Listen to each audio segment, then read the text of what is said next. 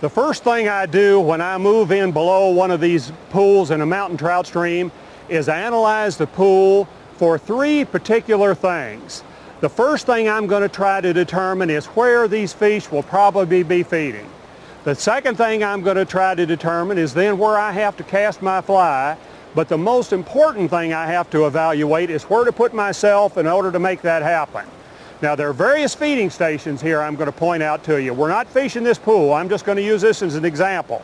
When you come in from below, you have to think, am I going to fish here or am I going to fish over there? If I fish here, am I going to spook any fish that would be over here? So if I've moved in here and I'm actually going to fish this area right in here is what I call the lip of a pool.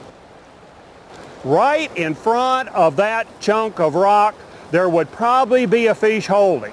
He'll hold in there and sip in those flies as they come along.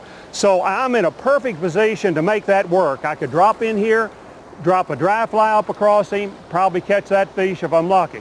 Then the next thing I would do is move in a little closer, look up along this side and see if I see any feeding stations. Up along these boulders looks real good to me.